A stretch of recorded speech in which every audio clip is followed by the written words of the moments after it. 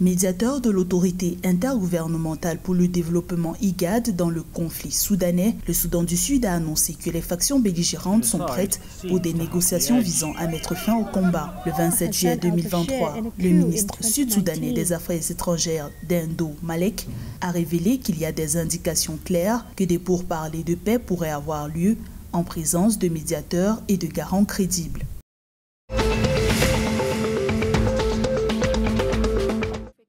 En marge du deuxième sommet Russie-Afrique, le 27 juillet 2023, la Somalie a reçu un allègement de sa dette d'une valeur de 684 millions de dollars. L'État de la Corne de l'Afrique cherche à obtenir un allègement radical de sa dette extérieure dans le cadre de l'initiative en faveur des pays pauvres très endettés d'ici fin 2023. Le Fonds monétaire international a indiqué que la dette de la Somalie envers la Russie s'élevait à près de 695 millions de dollars en 2019.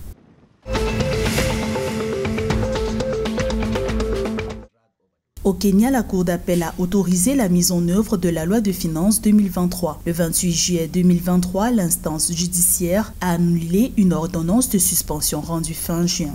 Le ministre kenyan des Finances, Njuguna Ndungu, a indiqué que le gel de la loi de finances faisait perdre un demi-milliard de shillings de revenus au gouvernement chaque jour, soit des pertes globales de 211 milliards de shillings au cours de l'exercice en cours si la décision avait été maintenue.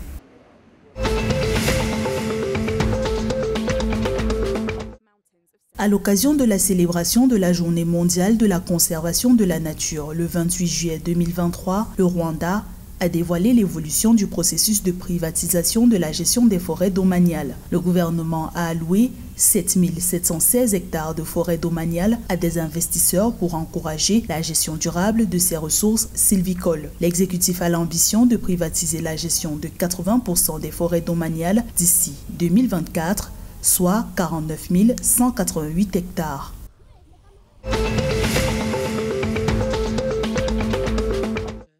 Plus de 50 000 anciens combattants de l'armée de la région du Tigré ont été démobilisés conformément à l'accord de paix de Pretoria, ont révélé les autorités éthiopiennes le 26 juillet 2023. À la phase initiale du processus, l'administration régionale intérimaire du Tigré a remis un important arsenal militaire au gouvernement fédéral. Rappelons que les forces tigréennes ont commencé à démobiliser leurs combattants le 26 mai 2023. L'agence de presse éthiopienne a annoncé qu'environ 50 000 anciens combattants rebelles tigréens seraient incorporés dans l'armée régulière d'ici fin 2023.